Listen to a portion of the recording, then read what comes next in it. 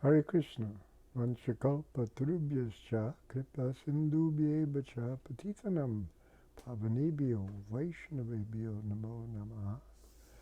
So welcome to our continuation of study of Srimad Bhagavatam. We are now beginning Canto 1, Chapter 2. This chapter is titled Divinity and Divine Service. And today we'll just get started. A little later on I'll provide everybody with a kind of my breakdown of the chapter. But right now we're going to have the first verse is an introduction, and then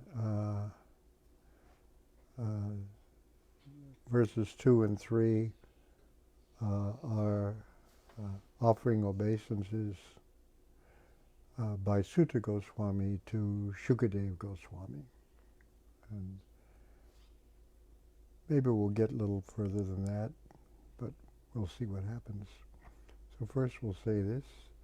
Om Namo Bhagavate Vasudevaya. Om Namo Bhagavate Vasudevaya. Om Namo Bhagavate Vasudevaya.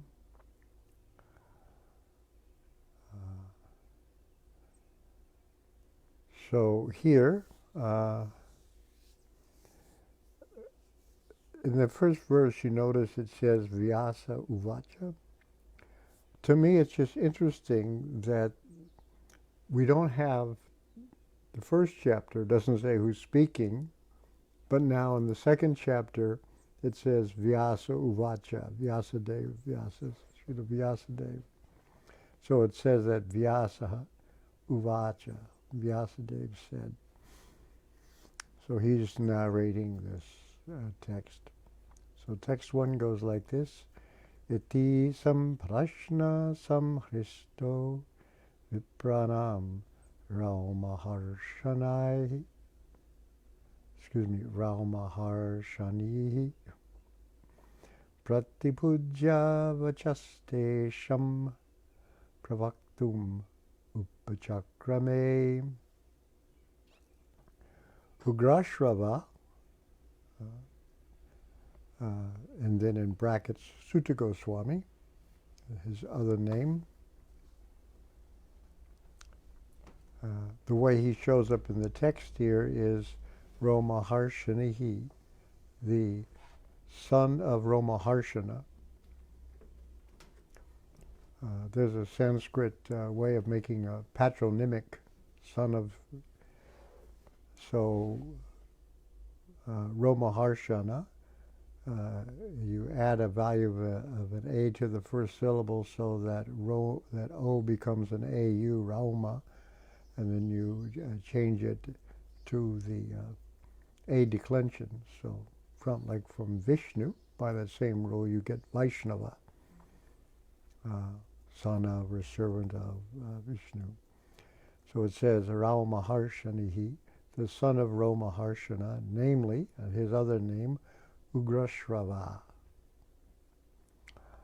So Ugrashrava, Sutta Goswami, the son of Romaharshana, being fully satisfied by the perfect questions of the Brahmanas, thanked them and thus attempted to reply.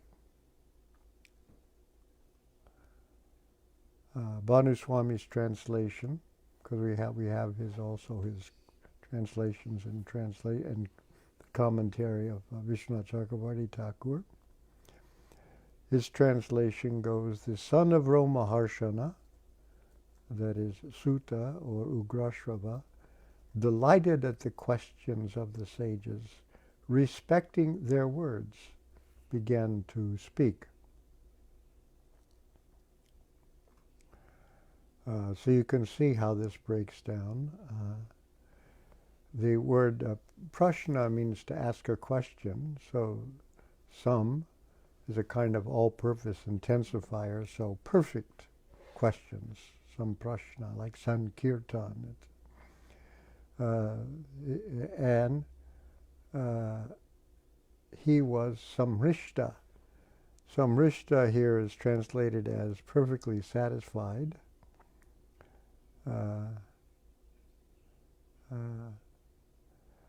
The real dictionary meaning of Samrishta, being perfectly satisfied, is the hairs standing on the end with joy.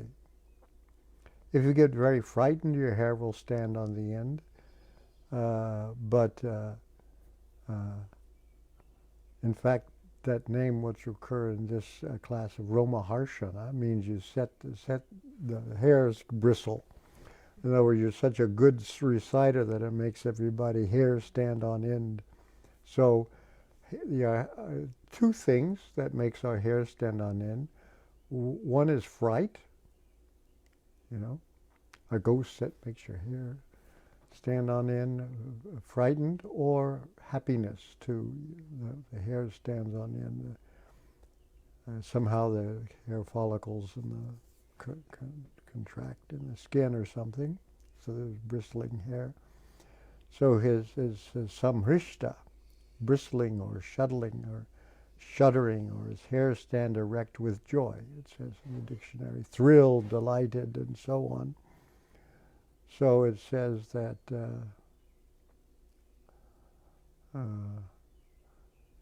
this samrishta, perfectly satisfied. Really, perfectly satisfied means you're really very happy.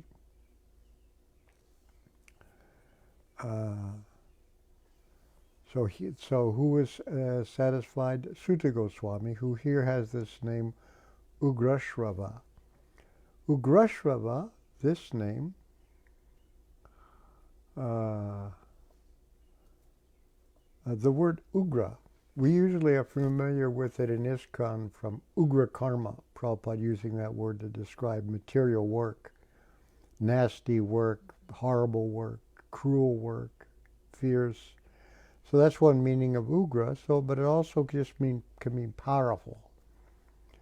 So Ugrashrava means powerful to hear. When you hear him, it really makes an impression on you. It's like a real formidable, because those are means of Ugra, powerful, violent, mighty, impetuous, strong, huge, formidable, terrible, high, noble, cruel, fierce, ferocious. All these are the means of this Ugra. So that's his name is Ugrashrava, ferocious or terrible or impressive to hear. And he's also called Sutta. Now the suttas are a particular group of people. They're known as heralds or bards. And what they did was their assigned occupational duty was to proclaim the heroic actions of the kings and his ancestors. And they also drove chariots to battle or on state occasions. And so they had to know by heart all these epic poems and ancient ballads and all those things like that. But he's a mixed caste. He's a son, and it's a anuloma, against the grain, because the woman was a brahmani, a female brahmana, and the male was a kshatriya. So generally, when the female is a higher caste than the male, that's anuloma, pratiloma. When the male is higher caste, it's called anuloma. These are caste thing, and we've seen it even into this our times. So here, Sutta was actually the son of Romaharshana Sutta, who was killed by Balaram by being poked with a piece of kusha grass. We'll go over that a little bit, but that's his That's a story you can find in the Krishna book, for example. But he was blessed that his Romaharshana's son would become a great devotee. So Suta's other name is Ugrashrava. That's why you see it here. That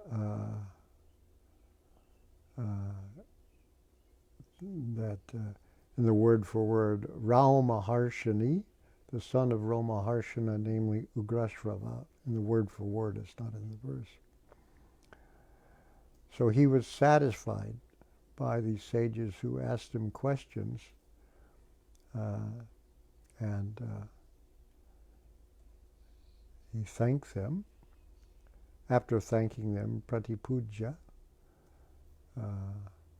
he began to reply with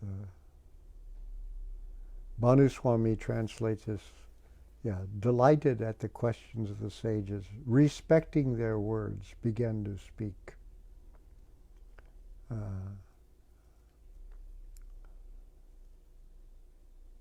And Prabhupada has a very short purport. He says, the sages of Naimisharanya asked Suta Goswami 6 questions, and so he is answering them one by one. So that's where it's stated that there were 6 questions in the first chapter, and that's why we have Burijan's analysis of what these 6 questions were. But that's where the analysis that there's 6 questions in there is in Prabhupada's purport. Vishwanath Chakravarti Thakur says, in the second chapter, there is a description of 3 items. The process, abhidheya, which is bhakti, the goal, prayojanam, which is prema, and the object of worship, the Supreme Lord Bhagavan Krishna. He just mentions that there. So if let's go back a little bit, and I said I just mentioned that it's like interesting that here we get Vyasa Uvacha, although he has to be the speaker of the last chapter, and it doesn't say it there. I don't know what. I want to read a little bit to you about some of the background here. The whole story about how the son of Romaharshana came about. So. What chapter is it? What chapter is it? This is chapter 78, I think. Yeah, it's called, the killing of Dantavakra, Vidurata, and Romaharshana in Krishna book. And so this is at Naimisharanya, the holy place there. And so Balaram visited that place, and when he came there, he was traveling around, and there was a big sacrifice going on with lots of brahmanas and scholars. And when Balaram came, although he was a kshatriya, conventionally, they all stood up and offered him with respects and gave him blessings, gave him a seat. They worshipped him. Therefore, although Lord Balaram appeared on the earth as a kshatriya, all the brahmanas and sages stood up because they knew who Lord Balaram was. Unfortunately, after being worshipped and seated in his place, Lord Balaram saw Romaharshana, the disciple of Vyasadeva. So he was even though he was a bard, he was like, the disciple of Vyasadeva, the literary incarnation of Godhead, still sitting on the Vyasasana.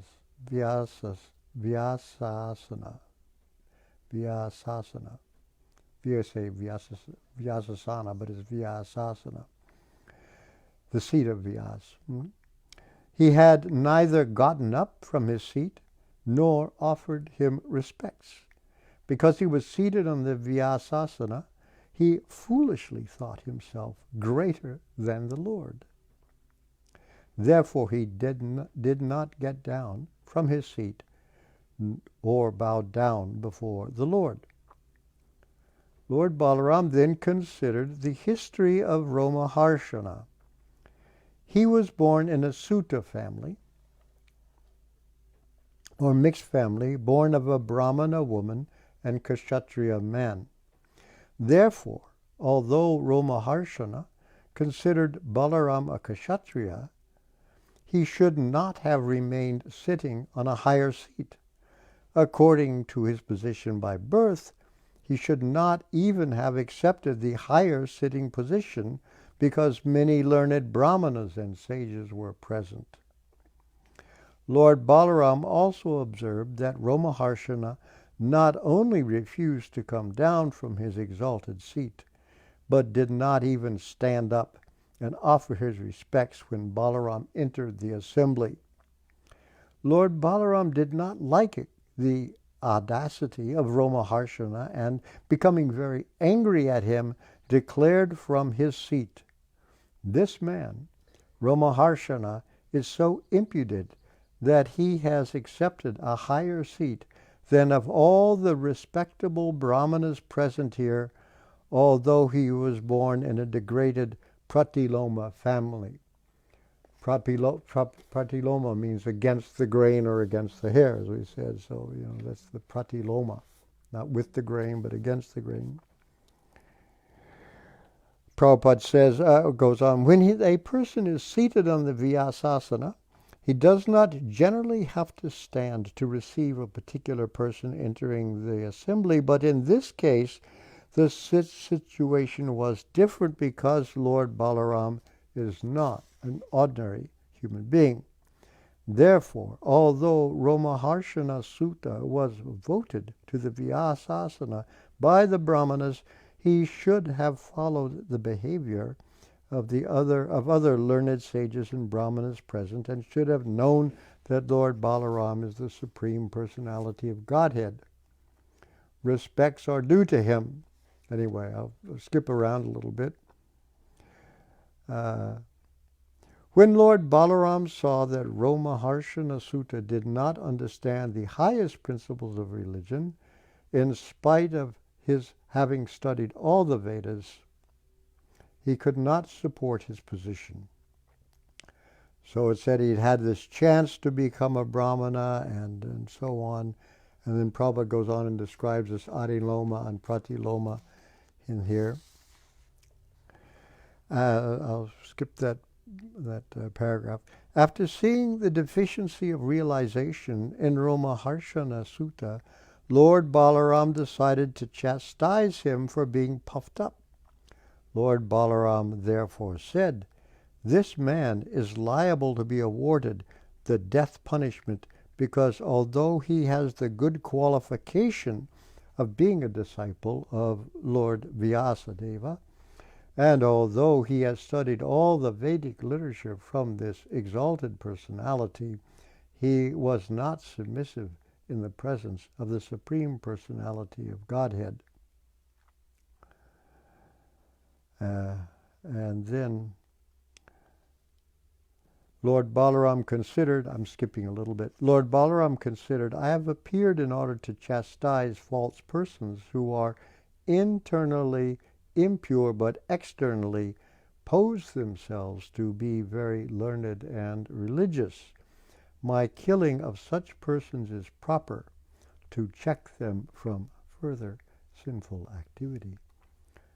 Lord Balaram had avoided taking part in the battle of Kurukshetra, and yet, because of his position as an incarnation, the re-establishment of religious principles was his prime duty.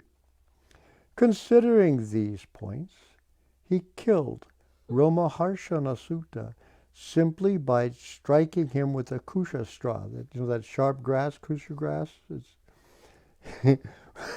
With a kusha straw, which was nothing but a blade of grass. If someone questions how Lord Balaram could kill Romaharshana Sutta simply by striking him with a blade of kusha grass, the answer is given in Srimad Bhagavatam by the use of the word Prabhu, Master. The Lord's position is always transcendental, and because he is omnipotent, he can act as he likes without being obliged to follow the material laws and principles. Thus it was possible for him to kill Romaharshana Sutta simply by striking him with a blade of grass. So now there's a bit of an uproar having done that, because it says, at the death of Romaharshana Sutta, everyone present became much aggrieved and cried out, alas, alas. Although the Brahmanas and sages present knew Lord Balaram to be the Supreme Personality of Godhead, they did not hesitate to protest the Lord's actions. They humbly submitted, our dear Lord, we think that your action is not in line with religious principles.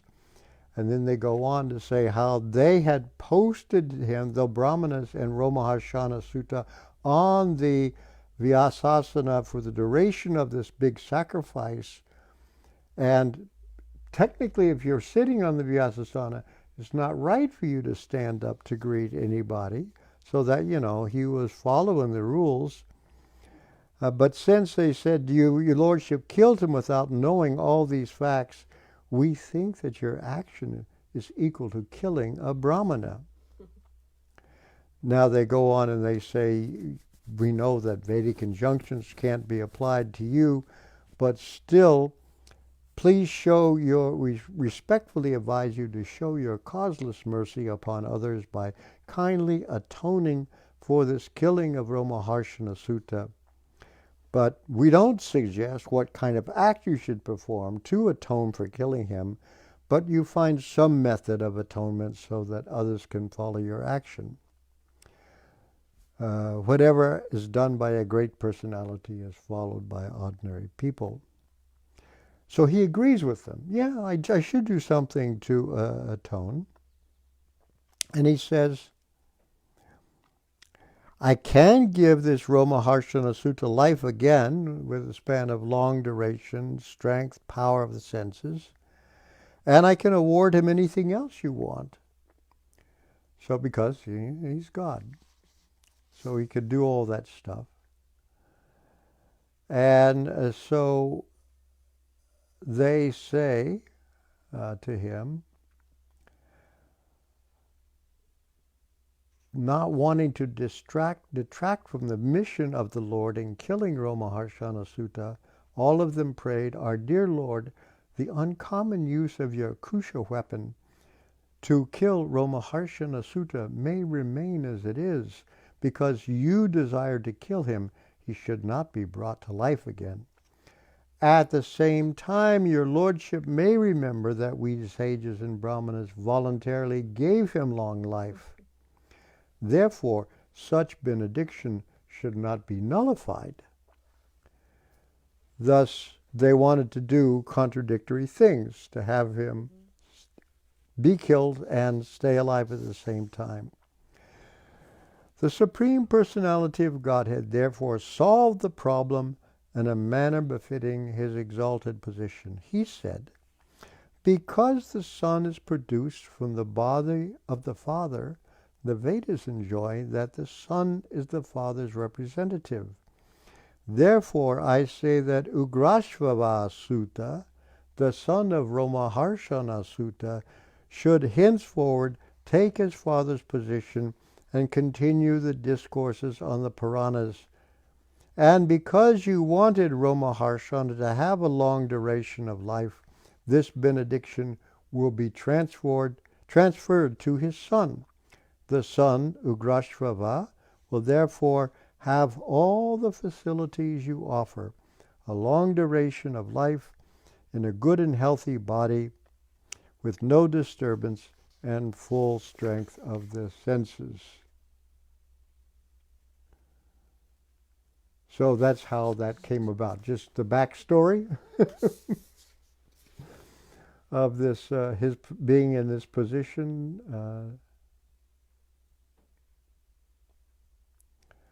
And you see here, he's called here, Prabhupada translate Ugrashrava. So now he's going to, and he's a famous guy because of having, received this blessing from Lord Balaram.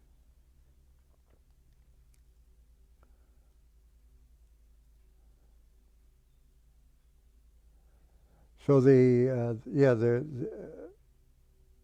and you notice also in the verse here, this some prashna, some hristo. You notice how it's a compound. These two things, and it's almost like remember Prabhupada wrote a book, Perfect Questions, Perfect Answers. It's sort of like that. I had this in mind, some prashna, some hristam there. So that's then in the next two verses,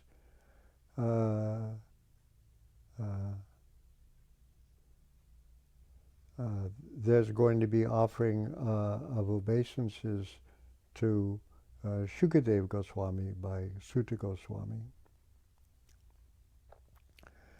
He says, now notice how the meter changes here. It gets a little more complicated. Text 2 goes Sutta Uvacha, which you'll hear a lot in the Bhagavatam. Yam Pravajatam, Yam Pravrajantam Anupetam Upetam Krityam Dvaipayano Viraha Katara Ajuhava Putre Tritanmayatayo Taravo Binedus Tam Sarva Bhuta Hridayam Munimanatosmi. The running translation here. Srila Sutta Goswami says, I offer my respectful obeisances unto that great sage, Shukadeva Goswami, who can enter the hearts of all. When he went away to take up the renounced daughter of life, sannyas, leaving home without undergoing reformation by sacred thread or the ceremonies observed by the higher caste, his father, Vyasadeva, fearing separation from him, cried out, O my son! Indeed, only the trees, which were absorbed in the same feelings of separation, echoed in response to the bereaved father. And then Bhanu Swami has a shorter translation. Sutta said, I offer my respects to the sage Shukadeva, who has entered the minds of all beings, and to whom Vyasa, his father, cried out with pain of separation, O son! When Shukadeva, without even undergoing some skaras, left home and could not be brought back. Even the trees, being attached to Shukadeva, called out, O son! So that's another aspect of this verse, that the trees, when they echo, when his cry is echoed by the trees, they were absorbed in the same feelings of separation from him, or that echo is actually their feeling. So he's described here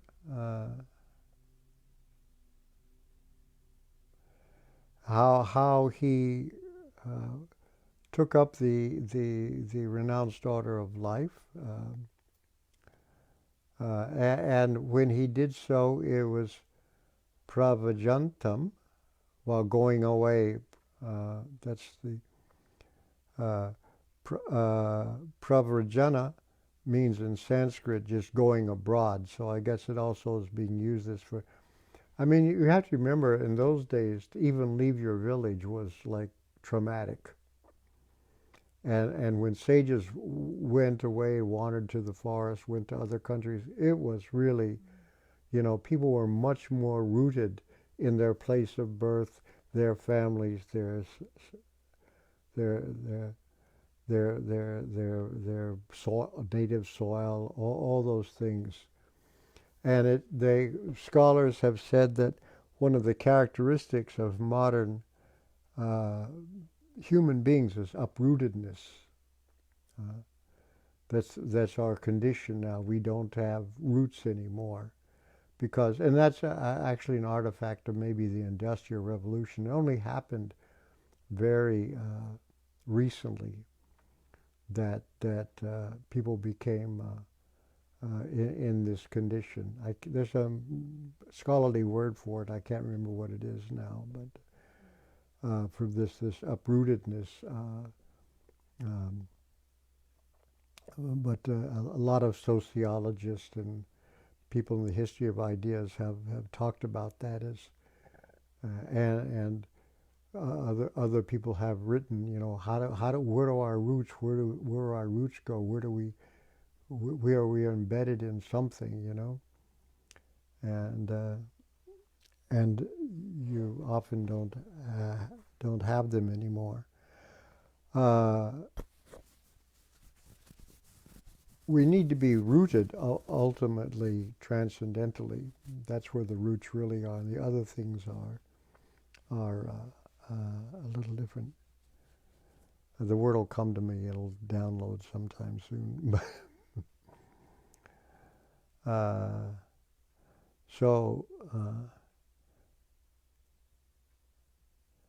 So he was also, Shukadev Goswami was also a little bit transgressive also, because he just went off to the word for him is avaduta. He was an avaduta, one who doesn't follow the normal procedures, and so this was his. So these words, going away, going abroad, anupeta. The word in the dictionary, anupeta is glossed as not yet entered at a teacher's house for instruction. You're anupeta. Upeta is instruction, so anupeta. And of course, what the sacred thread does, that's the beginning of when you go to school. It's part of the standard way of, that's what that Brahmin initiation is. You can now qualified for study. And then apeta,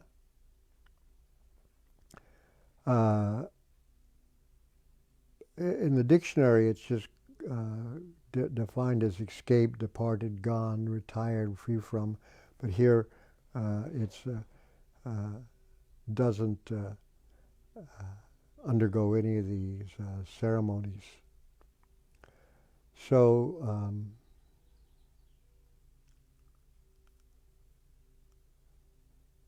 so the purport here, Prabhupada says,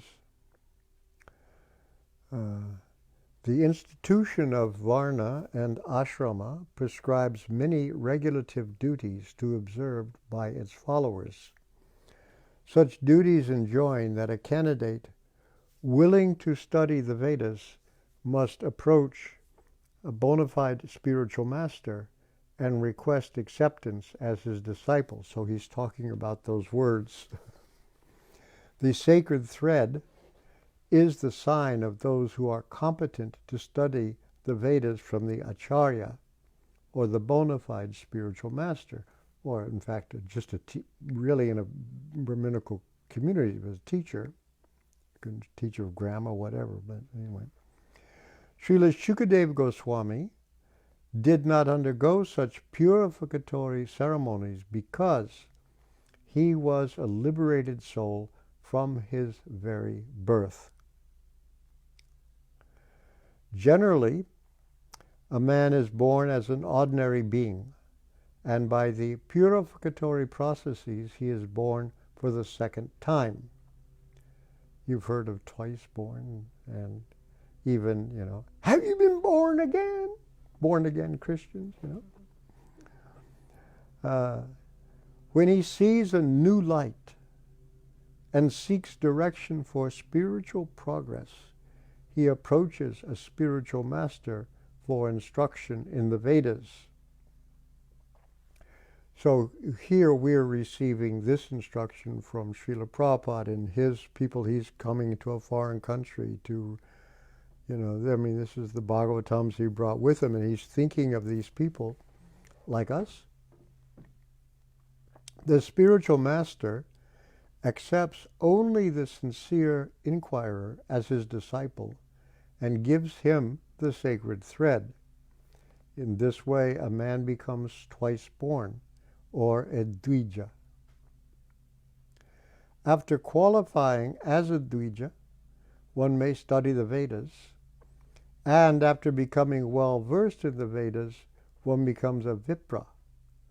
A Vipra, or a qualified Brahmana, thus realizes the Absolute and makes further progress in spiritual life until he reaches the Vaishnava stage. The Vaishnava stage is the postgraduate status of a Brahmana. A progressive Brahmana must necessarily become a Vaishnava, for a Vaishnava is a self-realized, learned Brahmana. So that pretty well packs a wallop there, There's the regular study, and you go to college, and then, a postgraduate. So then you become further advanced.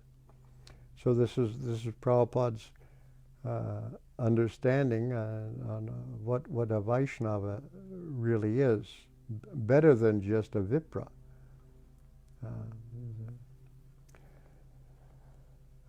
Last paragraph here. Srila Shukadeva Goswami was a Vaishnava from the beginning. Therefore, there was no need for him to undergo all the processes of the Varnashrama institution. Ultimately, the aim of Varnashrama Dharma is to turn a crude man into a pure devotee of the Lord, or a Vaishnava. Anyone, therefore, who becomes a Vaishnava becomes a Vaishnava accepted by the first-class Vaishnava, or Uttama Adhikari Vaishnava, is already considered a Brahmana regardless of his birth due to his past deeds. Now Prabhupada is thinking he's going to come to the West. Sri Chaitanya Mahaprabhu accepted this principle and recognized Srila Haridas Thakur as the Acharya of the holy name, although Thakur Haridas appeared in a Mohammedan family. So that transgression nature was there. In conclusion, Srila Shukadeva Goswami was born a Vaishnava, and therefore Brahmanism was included in him. He did not have to undergo any ceremonies. Any low-born person, be he a Kirata, Huna, Andhra, Pulinda, Pulkasha, Abhira, Shumba, Yavana, Kasha, or even lower, can be delivered to the highest transcendental position by the mercy of Vaishnavas. Srila Shukadeva Goswami was the instructing spiritual master of Sri Suta Goswami, who therefore offered his respectful obeisances unto Srila Shukadeva Goswami before he began his answers to the questions of the sages at Naimisharanya. So this last observation about the Kiratas, this is a verse in the Bhagavatam. It goes like this: Kirata Hunandra Pulinda Pulkasha Abira Shumba Yovana Kasada Kashadaya Kirata. We used to sing it on. I used to sing it on Harinam. Abir Shumba Yovana Kashadaya Yin Ye Chapapa Yada Pashraya Shraya Shudanti Tasmai Prabhavishnave Namaha. So when we go out on Harinam, we'd spend the whole day on Harinam in the early days. And we'd sing this song as the Kiratas, the Hunas, the Andras, the Pulindas, and all these people walking by us, and even worse. And that's what it says. And those who are even more simple can be delivered by the mercy of one who is a servant of the Lord. Yada pashraya shraya shudanti tasmai.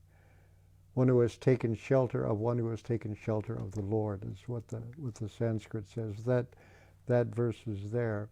So this is our pedigree. And so here Suta Goswami kept the name Suta, the barb, but it's now he's Shukadeva has become the spiritual master of Sri Suta Goswami. Let's see if there's anything else to add to him here.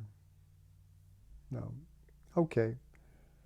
We'll see if there are any questions and comments. Get into Vishwanath Chakravarti Thakur? Oh yeah, I forgot his purports. What am I doing? Yeah, there's a lot of purports here. The first one, Vishwanath Chakravarti Thakur says that Bhanu Swami's translation, that the son of Romaharshana, Suta or Ugrashrava, delighted at the questions of the sages, respecting their words, began to speak. And Vishwanath Chakravarti says, in the second chapter, there's a description of 3 items: the process, abhideya, bhakti, the goal, prayojana, prema, and the object of worship, the Supreme Lord Bhagavan Krishna. So we should be on the lookout for those 3 items: sambandha, abhideya, and prayojana.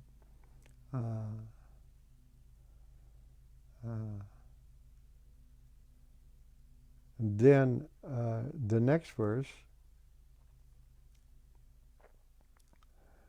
again, Bhanu Swami's translation: I offer my respects to the sage Shukadeva, who has entered the mind of all beings, and to whom Vyasa, his father, cried out with pain of separation, O son, when Shukadeva, without even undergoing samskaras, left home and could not be brought back.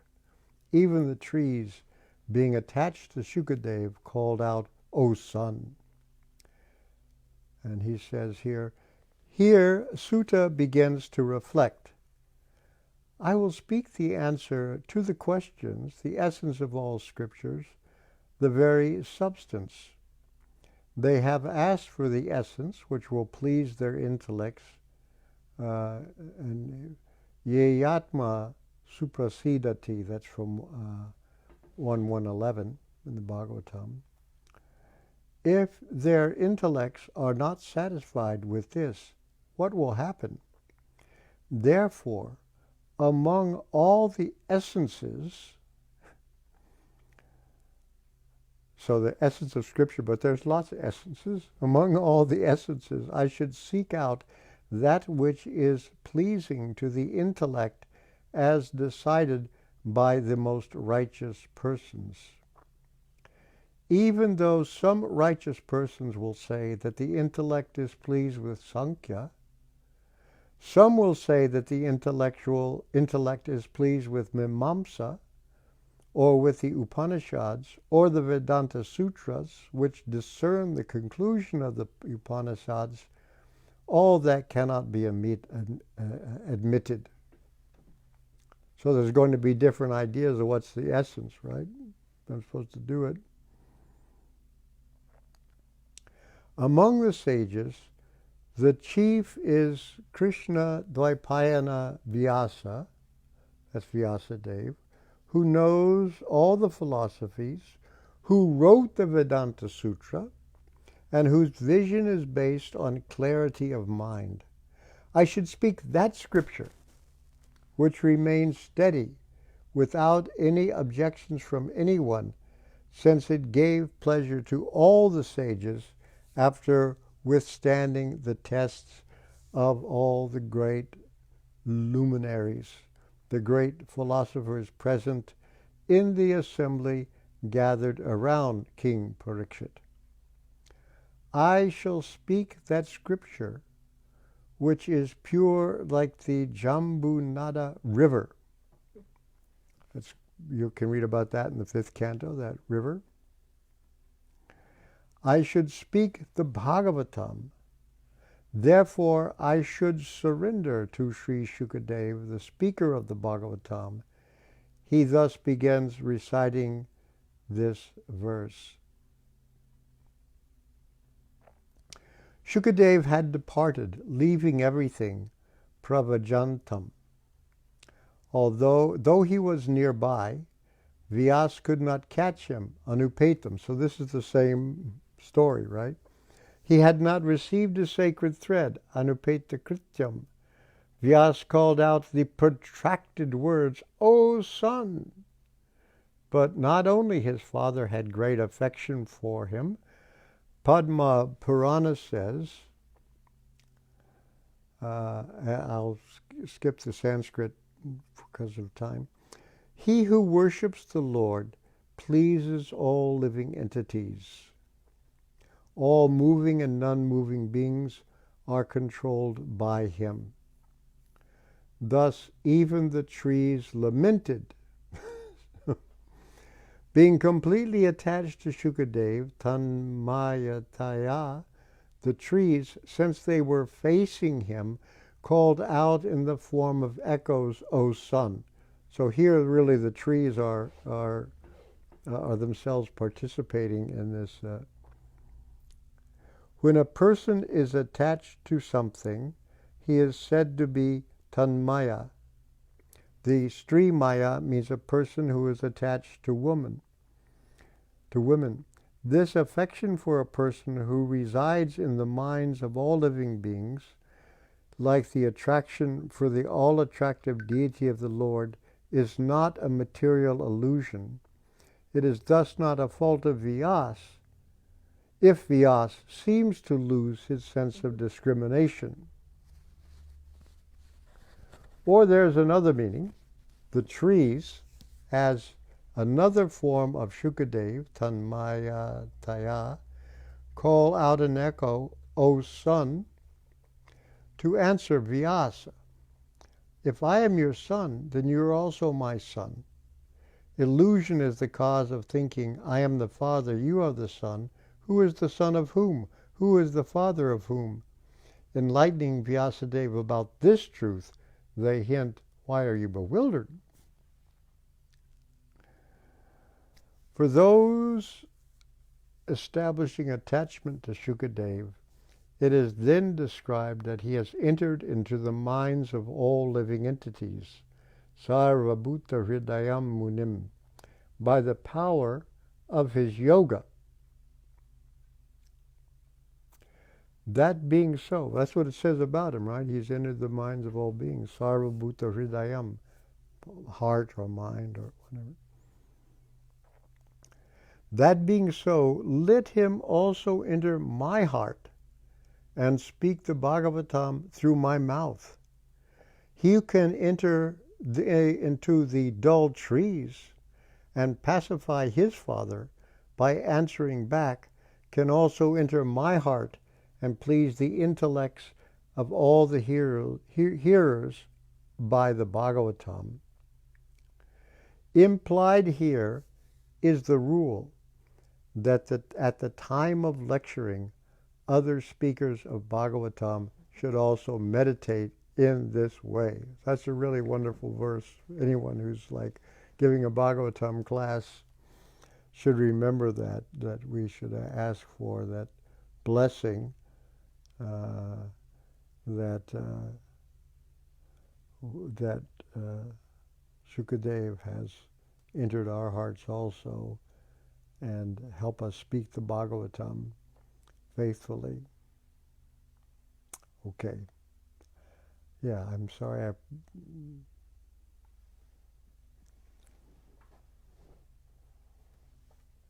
had read this, but I forgot we hadn't spoken it yet. Okay.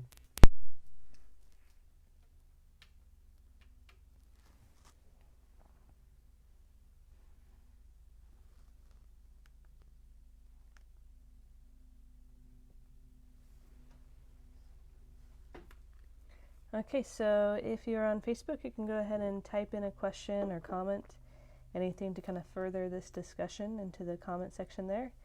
And if you're on the phone, you can press *6 to unmute yourself to ask a question or comment. And the chat box on Ravindra Svarupa's website, RSDasa.com, is also available if you prefer that more private method. Starting off, let's see.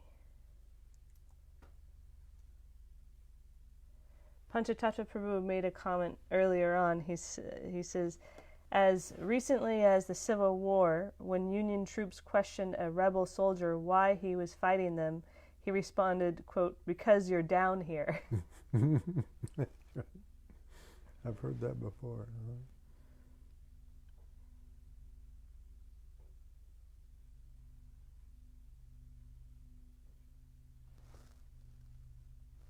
And Krishna Chaitanya Prabhu has a question. He says, I'm very confused about the speaker of the invocation verses and those verses spoken prior to today's Vyasa Uvacha. Can you shed light on how to understand these utterances?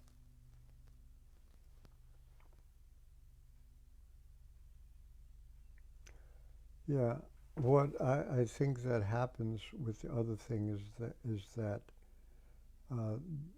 the other verses were also spoken by Vyas. They're not attributed to him, but he's credited with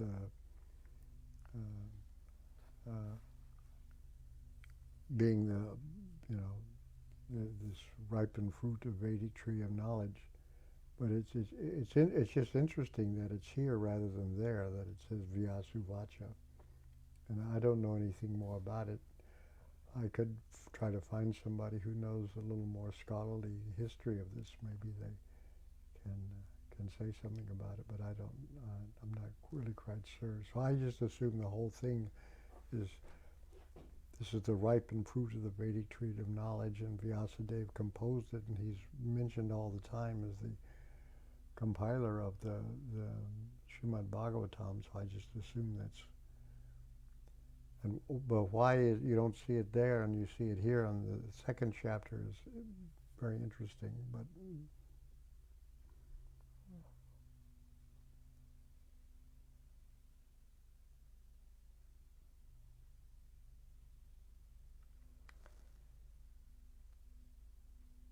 Is Sutta Goswami another good example of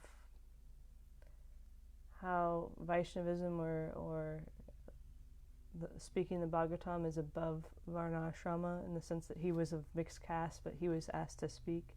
yeah. I mean, I just would say that.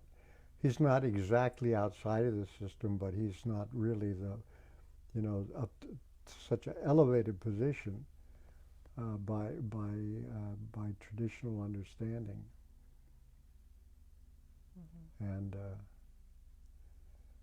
And, I'm glad to see Kirata Hunanda Palinda Pukasha mentioned by Prabhupada right in the very beginning, because he's going to do this, And I have to say that when Prabhupada brought Western devotees to India, big Pandal program in Mumbai, and he called it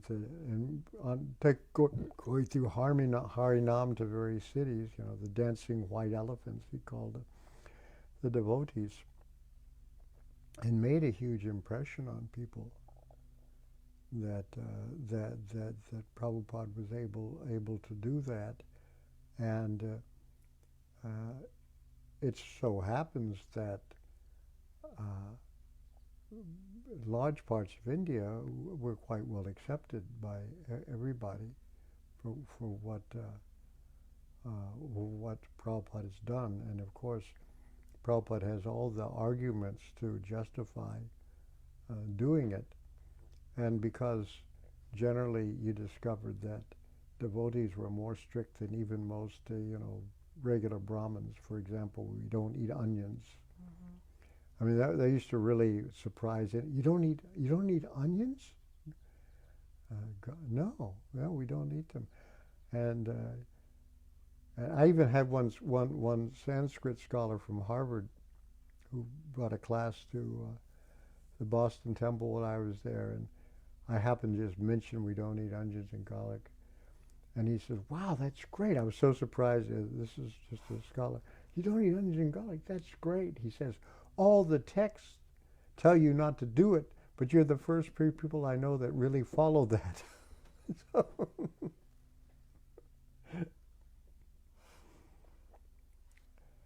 if you want to fake somebody out, this is what you do. You take some ghee and you put a lot of asafoetida in it, and then you fry some cabbage that looks like onions and garlic, and nobody will know the difference.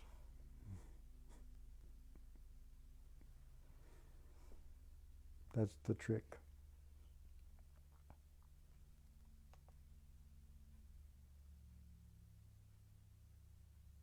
Just a few comments. A special welcome to Malati Prabhu. Thank you so much for tuning in. And she comments, Dandavat Pranams, so pleasing, with a folded hands, prayer hands emoticon. And let's see here. Bhakti Paula says, Hare Krishna. Devadarana says, Hare Krishna, dear Ravindra Svarupa Prabhu. Please accept my humble obeisances. The glories to Srila Prabhupada. Panchatattva Prabhu says, Jai Jai Namo Namaha, with 3 exclamation points. And Malati Prabhu, she says, Dancing White Elephants, that was us, an Indian Raj. That's right, she's one of them. Devadarana says, enlightening to say the least. Today I am happy and I thank you for this beautiful class. My deepest obeisances to you and your service, Hare Krishna. Thank you. Gaura Shakti Prabhu says, Dear Gurudev, thank you so much for the wonderful class. Smiley face emoticon with the folded prayer hands emoticon. And let's see, I think that might be... Oh, and Adi Devi says, Hare Krishna, Gurudev. Okay. All right. That wraps it up. So we'll pick up again. And then,